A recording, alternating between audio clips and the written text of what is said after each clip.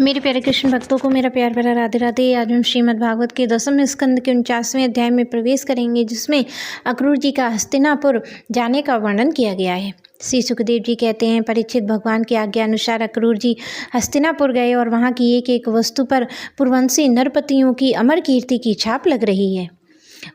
वे वहाँ पहले धृतराष्ट्र, भीष्म, विदुर, कुंती, बाहिक, उनके पुत्र सोमदत्त, द्रोणाचार्य, कृपाचार्य, कर्ण, दुर्योधन, द्रोणपुत्र, अश्वत्थामा, युधिष्ठिर आदि पांचों पांडवों अथवा अन्य इष्ट मित्रों से मिले।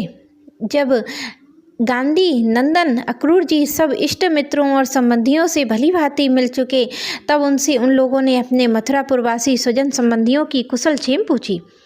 उनका उत्तर देकर अक्रूर जी भी हस्तिनापुर के कुशल मंगल के संबंध में बहुत सी बातें पूछी। परीक्षित, अक्रूर जी ये जानने के लिए कि धृतराष्ट्र पांडवों के साथ कैसा व्यवहार करते हैं, कई महीनों तक वहीं रहे। सच पूछो तो धृतराष्ट्र में अपने दुष्ट पुत्रों की इच्छा के विपरीत कुछ भी करने का साहस न था। वे शकुनी आदि दुष्टों की सलाह के अनुसार ही काम करते थे। अक्रूर जी को कुंती, विदुर ने यह बतलाया कि धृतराष्ट्र के लड़के दुर्योधन आदि पांडवों के प्रभाव और शास्त्र कौशल, बल, वीरता, विनय आदि सद्गुण को देख देख कर उनसे जलते रहते हैं। जब वे ये देखते कि प्रजा पांडवों के से ही विशेष प्रेम रखती है, तब वे और भी चिढ़ जाते और पांडवों को अनिष्ट करने पर उतारू हो जाते। अब तक दुर्योधन आदि धृतराष्ट्र के पुत्रों ने पांडवों पर कई बार विषदान आदि बहुत अत्याचार किए और आगे भी बहुत कुछ करना चाहते हैं। जब अक्रूर जी कुंती के घर गए, तब वह अपने भाई के पास जा बैठी। अक्रूर जी को देखकर कुंती के मन में अपने मायके की स्मृति जग गई और नेत्रों में आंसू भर गए। उन्होंने कहा, प्यारे भाई, क्या कभी मेरे माँ बाप, भाई बहन, भतीजे, कुल की स्त्रियाँ और सखी सहेलियाँ मेरी याद करती हैं? मैंने सुना है कि हमारे भतीजे भगवान श्री कृष्ण कमल नयन बलराम बड़े ही भक्तवत्सल और शरणागत रक्षक हैं। क्या वे भी अपने इन फुफेरे भाइयों की याद करते हैं? मैं शत्रुओं के बीच घिरकर शोकाकुल हो रही हूँ। मेरी वह दशा है जैसे कोई हिरनी भेड़ियों के बीच में पड़ गई हो और मेरे बच्चे बिना बाप के हो गए हैं। क्या हमारे श्री कृष्ण कभी यहाँ आकर मुझको और इन अनाथ बालकों को सांत्वना देंगे?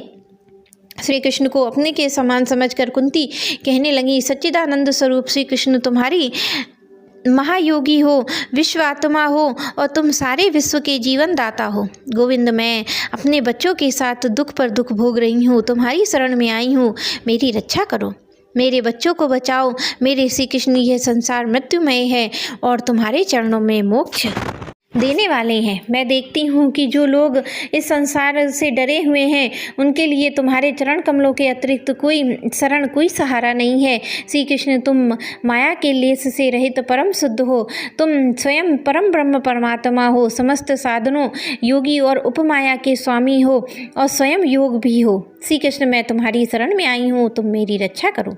श्री सुखदेव जी कहते हैं, परीक्षित, तुम्हारी परदादी कुंती इस प्रकार अपने सगे संबंधियों और अंत में जगदीश्वर भगवान श्री कृष्ण को स्मरण करके अत्यंत दुखित हो गईं और फपक फपक कर रोने लगीं।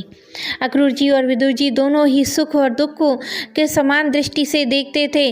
दोनों यशस्वी महात्माओं ने कुंती को अपने पुत्रों के जन्मदाता धर्म, वायु और देवताओं की याद दिलाई और यह कहकर कि तुम्हारे पुत्र अधर्म का नाश करने के लिए पैदा हुए हैं, बहुत कुछ समझाया बुझाया और सांत्वना दी।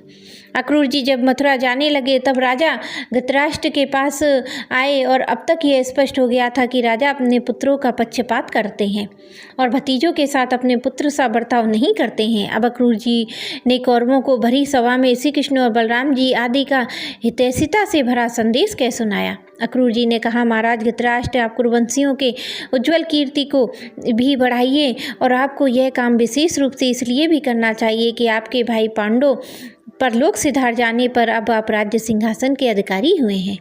आप धर्म से पृथ्वी का पालन कीजिए और सद्व्यवहार से प्रजा को प्रसन्न रखिए और अपने स्वजनों के साथ समान बर्ताव करिए। ऐसा करने से ही आप लोक में यश और परलोक में सद्गति प्राप्त होगी। यदि आप इसके विपरीत आचरण करेंगे तो इस लोक में आपकी निंदा होगी और मरने के बाद भी आप नरक में जाना पड़ेगा। इसलिए अपने पुत्रों और पांडवों के साथ समानता का बर्ताव कीजिए। आप जानते हैं कि संसार में कभी कहीं कोई किसी के साथ सदा नहीं रह सकता है। जिनसे जुड़े हुए हैं उन्हें एक दिन बिछोड़ना पड़ेगा। राजन, यह बात आपके शरीर के लिए भी 16 आने सत्य है। फिर भी स्त्री, पुत्र, धन आदि को छोड़कर जाना पड़ेगा। इस विषय में तो कहना ही क्या है। यह जीव अकेला ही पैदा होता है, अकेला ही मर जाता है और अपनी करनी धरनी का पाप पुण्य फल भी अकेला ही भुगतता है। जिन स्त्री पुरुषों को हम अपना समझते हैं वे हम तुम्हारे अपने हैं, हमारा भरण पोषण करना तुम्हारा धर्म है, इस प्रकार की बातें बनाकर मूर्ख प्राणियों के अधर्म से इकट्ठे किए हुए धन को लूटते रहते हैं। जैसे जल में रहने वाले जंतुओं को सर्वस्व जल को उन्हीं के संबंधी चाट जाते हैं, ये मूर्ख जीव जिन्हें अपना समझकर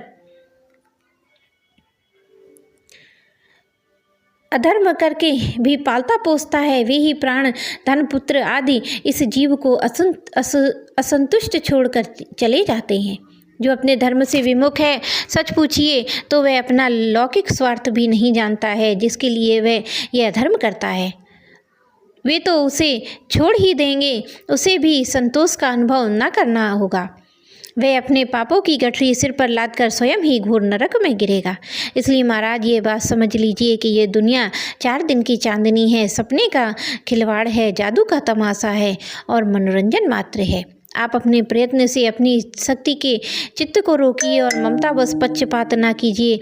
आप समर्थ हैं, समतत्व में स्थित हो जाइए और इस संसार की ओर से उपराम और शांत हो जाइए।